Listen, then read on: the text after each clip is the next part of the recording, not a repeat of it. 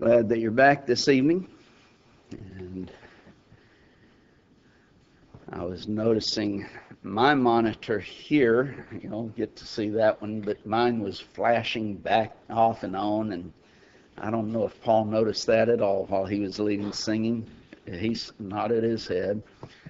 So hopefully it'll do better now that I've turned it off and turned it back on, but no, it's not. It's already started again. So if I have to look over a few times to see what's on there, you'll understand why. Of course, be remembering our door knocking this coming Saturday, and be making your plans to be here. So that's important work, and it's getting the message out, which is our responsibility. We're not responsible as to how people receive it, but our responsibility is to sow the seed, and this is one way in which we can do it.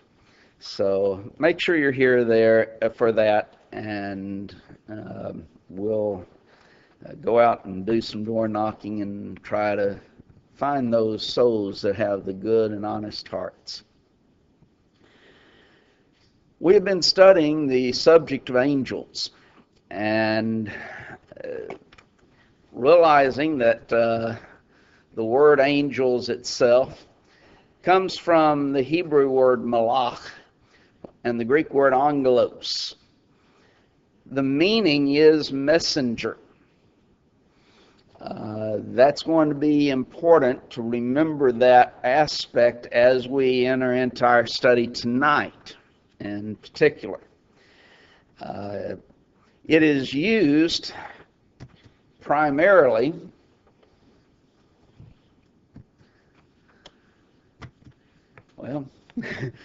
the only one that worked was to blacken the whole screen. Nothing else was working. So, Andrew, would you hit the space bar or something? Not even he can get it. There it is.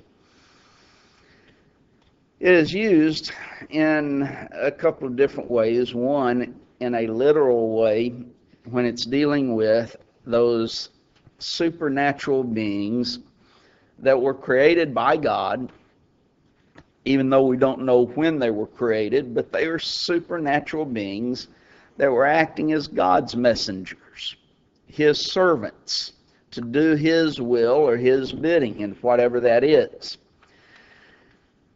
But the word is sometimes also figuratively used in reference to man.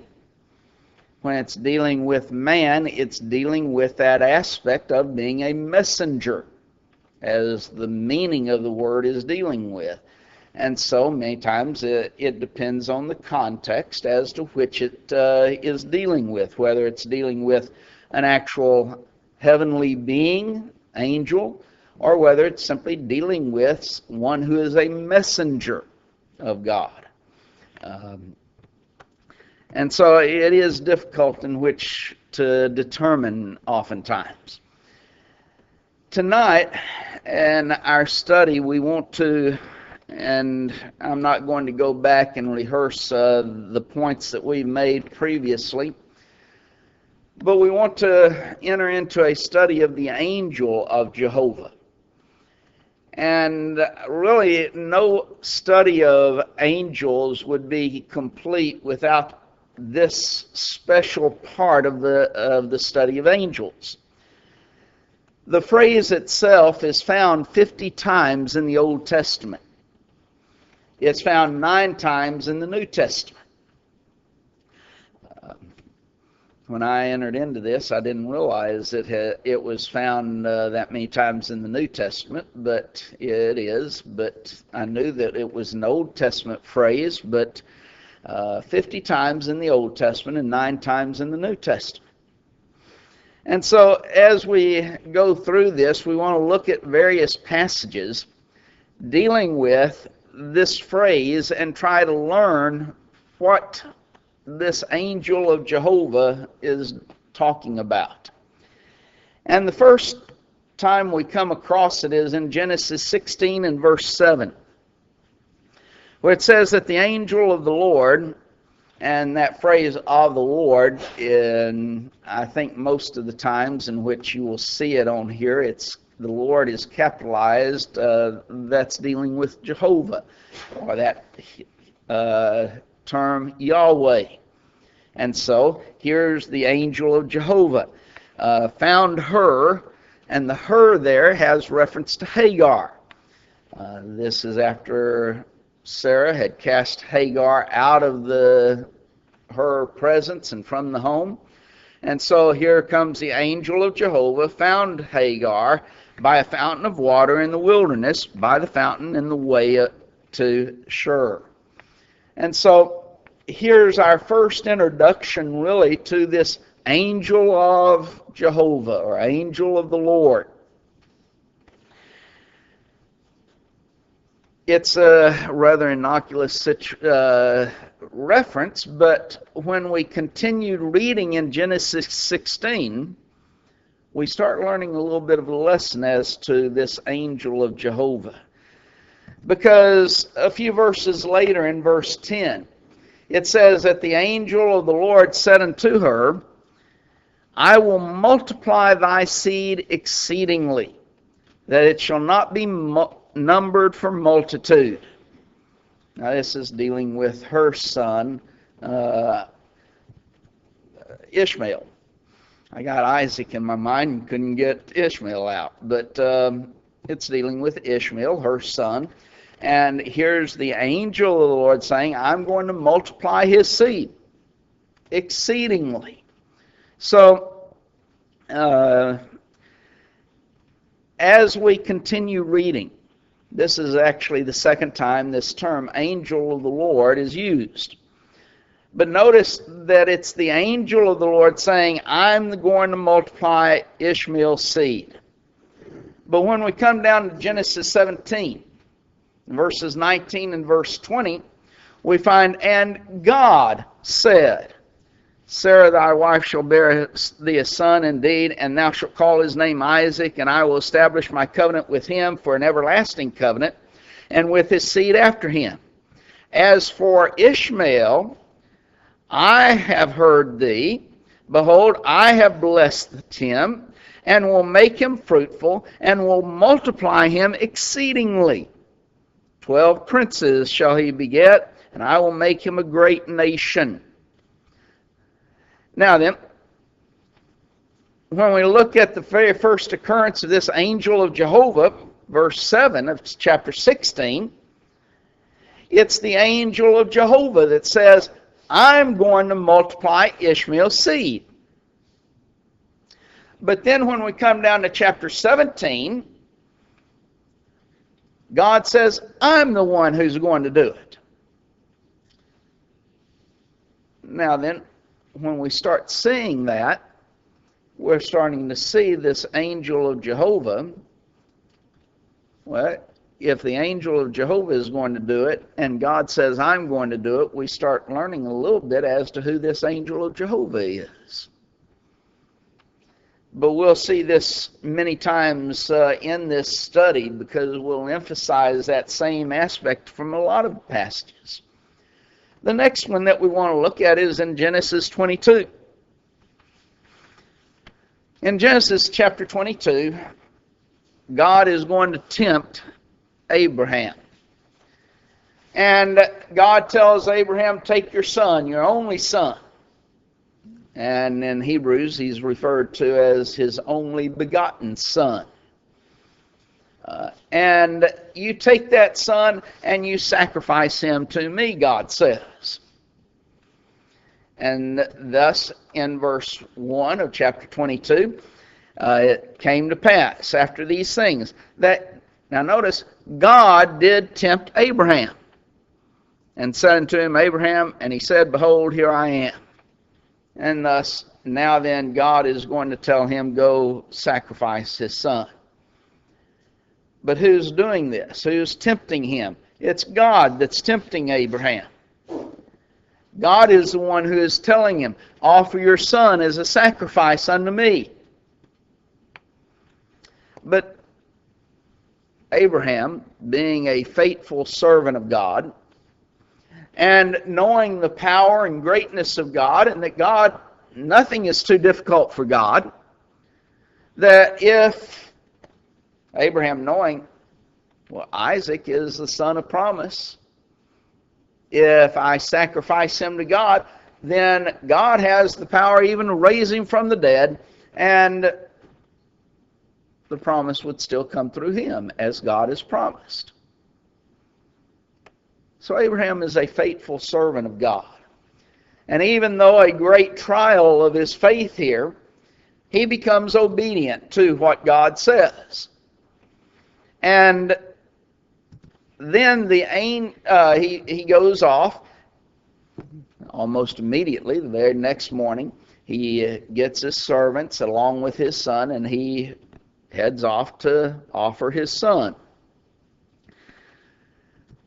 Then in verse 11 of chapter 22, it says that the angel of Jehovah called unto him out of heaven and said, Abraham, Abraham. And Abraham's response, of course, here am I. So in verse 1, we start saying God is the one who is tempting Abraham. God is the one who calls out to him and tells him to go and offer his son. But now then in verse 11, it's the angel of Jehovah that calls out unto him and calls his name and his response. Then, as we continue on, we start seeing that the angel of Jehovah speaks in the first person. That Abraham did not withhold Isaac, and he'll use the term from me. From who? From God.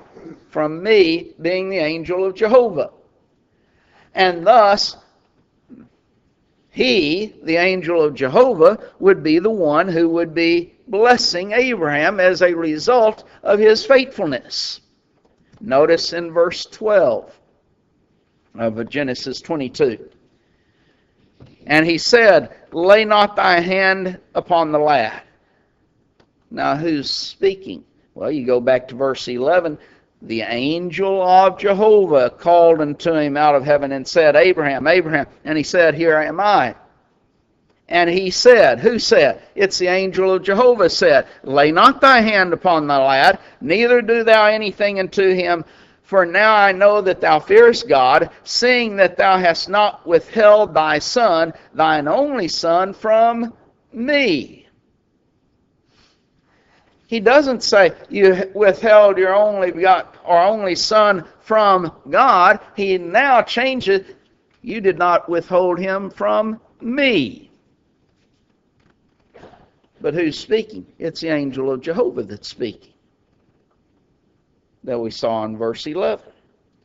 We go down a few verses, in verses 15 through verse 17, and it says that the angel of Jehovah called unto Abraham out of heaven the second time, and said, by myself have I sworn, saith Jehovah, or saith the Lord, for because thou hast done this thing, and hast not withheld thy son, thine only son, that in blessing I will bless thee, and in multiplying I will multiply thy seed as the stars of the heaven, and as the sand which is upon the seashore, and thy seed shall possess the gate of his enemies. Now again, you see that it is the angel of Jehovah that is doing the speaking here. And in that, the angel of Jehovah is saying, I have sworn, saith Jehovah. He is identifying himself, the angel of Jehovah, as being Jehovah, or the Lord. And then he says, I have sworn, saith Jehovah, that because you did this, that in blessing I will bless you. Who was going to bless him? God was. It was Jehovah that was going to bless him. But who's speaking now? It's the angel of Jehovah. But he uses the personal pronoun, I am going to bless you. I'm going to multiply your seed. Well, who was it that was going to multiply a seed? Well, it was God. And yet, he's saying, I'm the one who's going to do it. And again, thus we start identifying throughout the Scriptures, and we'll continue through this. We won't go through all 50 times in which the term is found in the Old Testament, and the 9 times it's found in the New Testament. But we're going to continue to start seeing a little bit about this phrase, angel of Jehovah, and who it is. The next occurrence is Jacob's vision at the ladder. And here you have the angels of God ascending and descending on this ladder. Well, this is found in Genesis 28th chapter. But it also states that Jehovah stood at the top of the ladder, and that Jehovah was going to bless him and be with him. Notice Genesis 28, starting in verse 13, and going through verse 15. And behold, Jehovah, the Lord, stood above it. Again, this is the ladder that's ascending up into heaven, and here's the angels that are going up and down, ascending and descending upon it. And now then, Jehovah stood above it and said, I am the Lord God of Abraham, thy father, and the God of Isaac. The land whereunto thou liest, to thee I will give it, and to thy seed. And thy seed shall be as the dust of the earth, and thou shalt spread abroad to the west, and to the east, and to the north, and to the south. And in thee and in thy seed shall all the earth be blessed, and all the families of the earth be blessed. And behold, I am with thee, and will keep thee in all places whither thou goest, and will bring thee again into this land, for I will not leave thee until I have done that which I have spoken unto thee.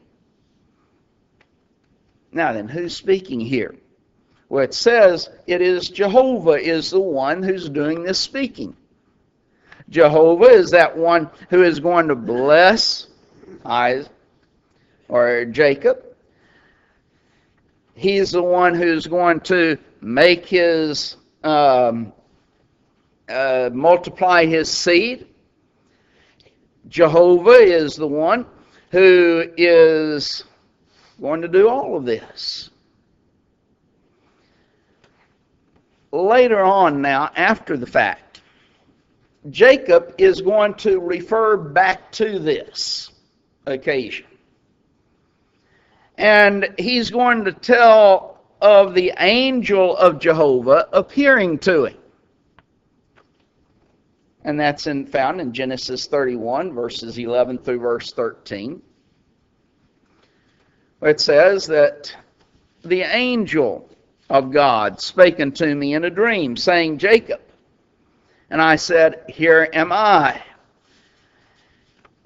And he said, Lift up now thine eyes, and see all the rams which leap upon the cattle, are ring-straked and speckled and gristled. For I have seen all that Laban doeth unto thee.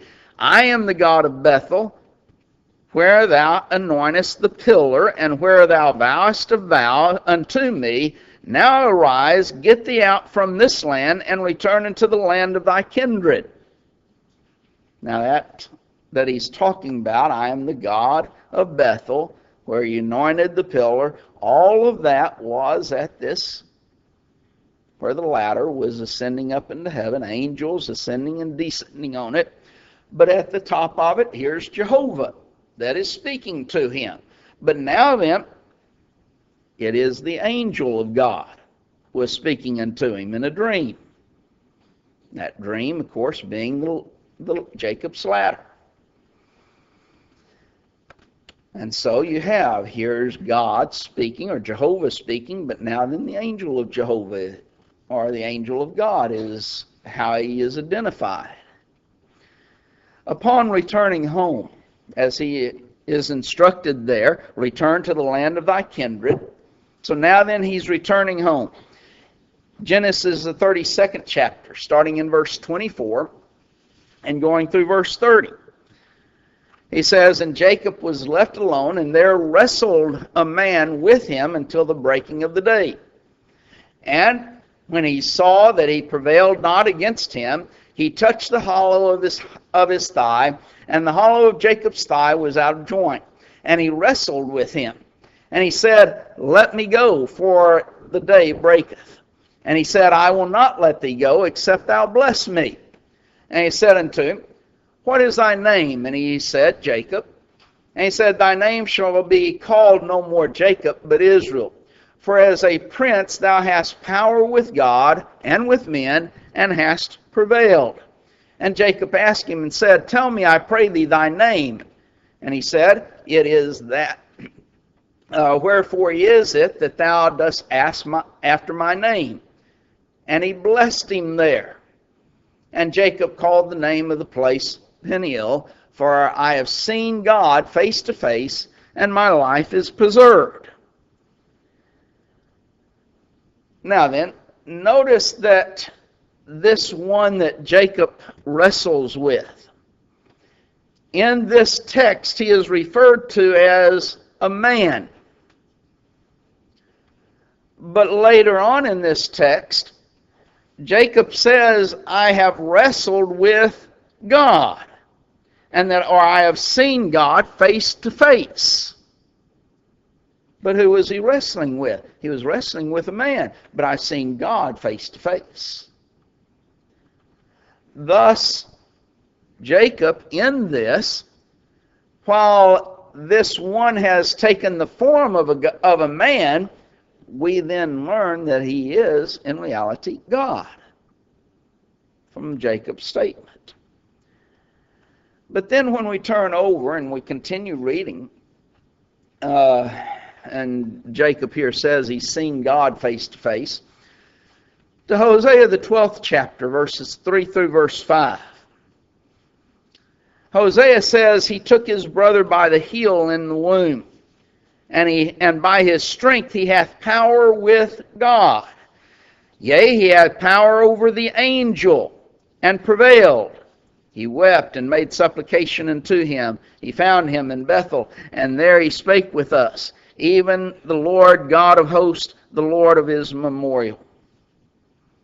Notice, he had power over the angel and prevailed. What is that? That's when he was wrestling this man that's recorded back here in Genesis 32. He wrestles a man, but he says, I've seen God face to face. And then Hosea comes along and says, he had power over the angel. Thus, we start seeing a picture in these three aspects that here's an angel, here's God,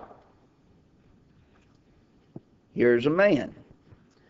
And we, at the very beginning of this series of lessons, and we mentioned it again, that angel many times is used in a figurative sense of a man. Well, here someone had the form of a man, but we learn later on from both Jacob and now then from Hosea that one that is referred to as a man that he wrestled is referred to as an angel by Hosea, and Jacob recognizes him as being God.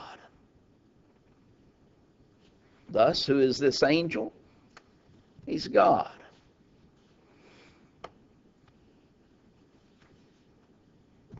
Then, and so that gets the other 2 points that I was making there, so sometimes forget to change it. Exodus, the 3rd chapter. You will recall, of course, that the children of Israel go down into Egypt. There they prosper. They become a great nation. They begin, there's a Pharaoh that arises that does not recognize what Joseph has done, and so he enslaves them. They began calling unto God. Because of the number, Pharaoh decides he's going to try and prevent them from continuing to populate the land. So all of the male children, you kill them. But Moses was spared from that. He grows up in Pharaoh's house. And then he kills an Egyptian who is beating or mistreating an Israelite, and then has to flee for his life. He spends 40 years then in Midian, and God was preparing him for his job while he was there. But he was taking care of the sheep of his father-in-law. But then God appears to him. Exodus, the 3rd chapter. And as we begin verse 2 and going through verse 6, it says that the angel of Jehovah, or the Lord, appeared unto him in a flame of fire out of the midst of the bush. And he looked, and behold, the bush burned with fire, and the bush was not consumed. And Moses said, I will now turn aside and see this great sight, why the bush is not burnt. And when the Lord saw that he turned aside to see, God called unto him out of the midst of the bush and said, Moses, Moses. And he said, Here am I. And he said, Draw not hither, or draw not nigh hither, put off thy shoes from off thy feet, for the place whereon thou standest is holy ground. Moreover, he said, I am the God of thy father, the God of Abraham, the God of Isaac, and the God of Jacob. And Moses hid his face, for he was afraid to look upon God. Now, as you begin this reading in verse 2, it says that it's the angel of the Lord appeared unto him in this flame of fire. And by the way, just as a couple of asides here, many times in dealing with those who no longer believe in a eternal punishment of hellfire, and because it is described as a fire, they say fire destroys things, and thus the person who's cast into hell, he's destroyed. He ceases to exist. Well, here's a bush which was on fire, which was not destroyed. Thus, God can create a fire that does not destroy. It answers their silly little quibble about fire.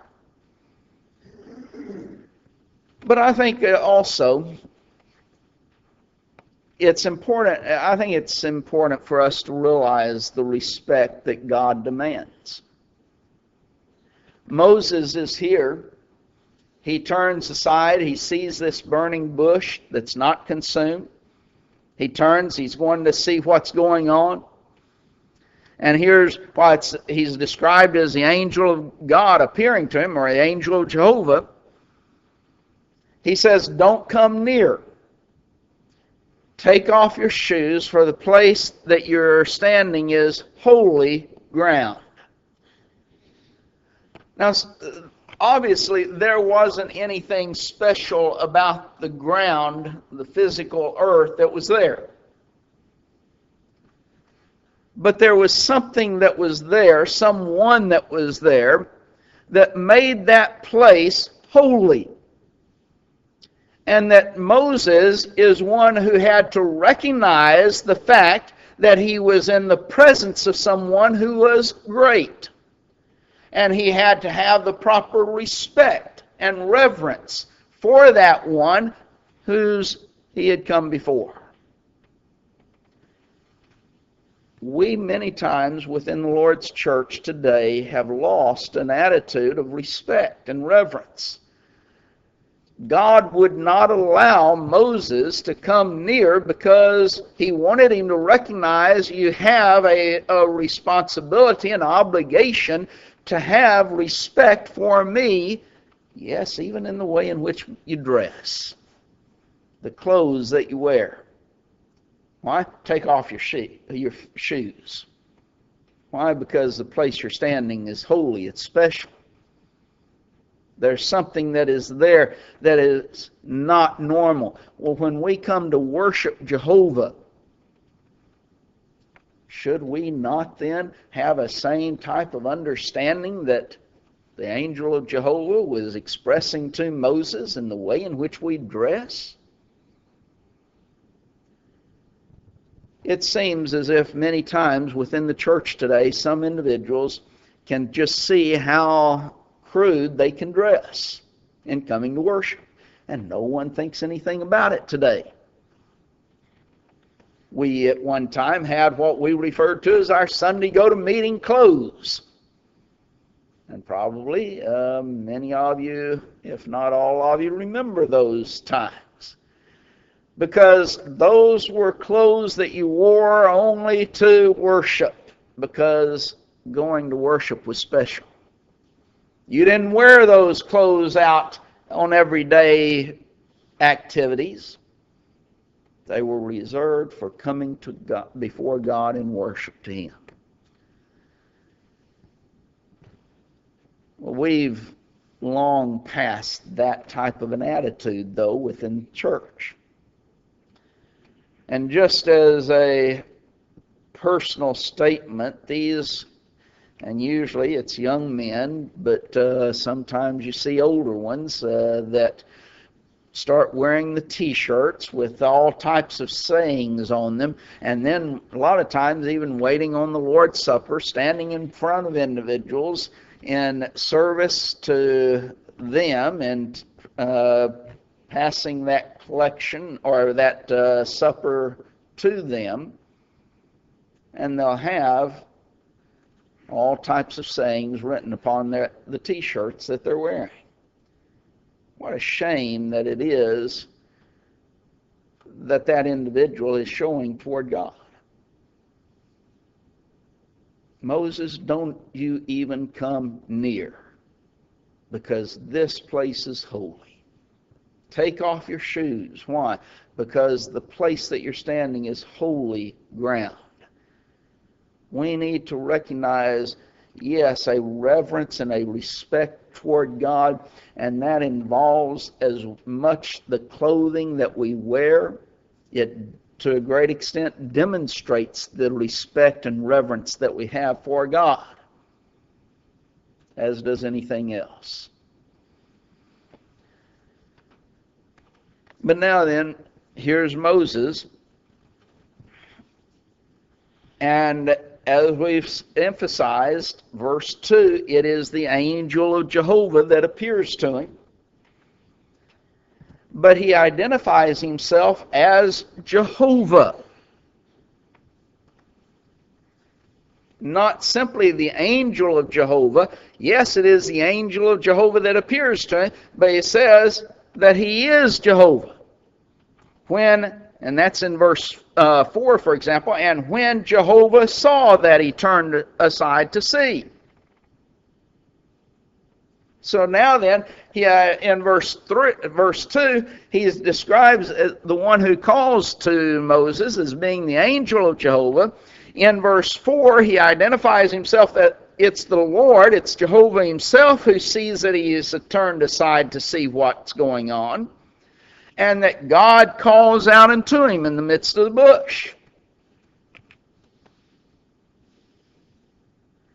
Then also notice that he says that I am the God of thy father, the God of Abraham, the God of Isaac, the God of Jacob.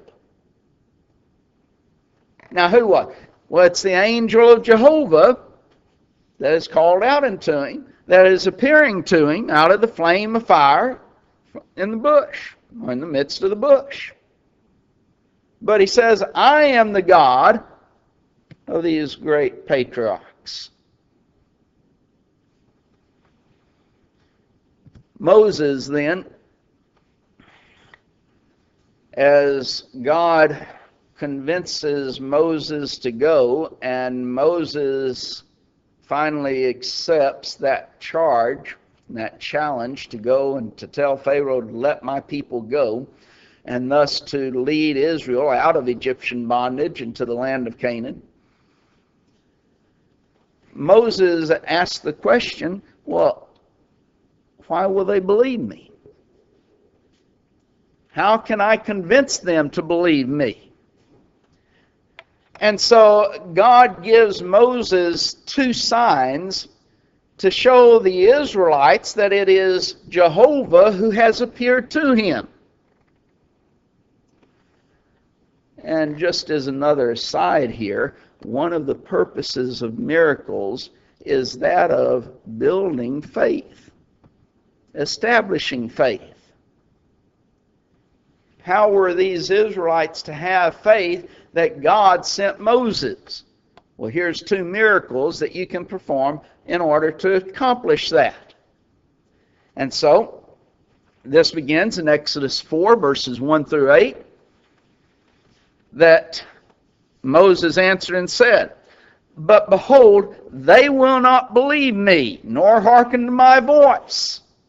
For what they will say, the Lord hath not appeared unto thee." So Moses is saying, how am I going to convince them?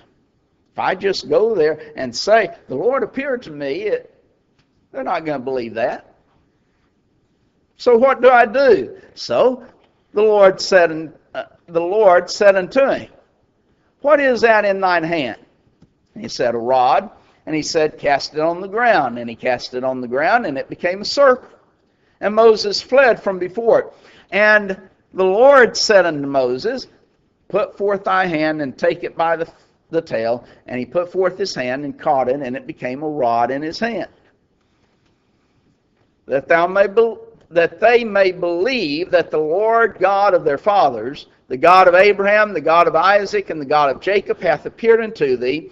And the Lord said furthermore unto him, "Put now thy hand into thy bosom." And he put his hand into his bosom, and when he took it out, behold, his hand was leprous as snow.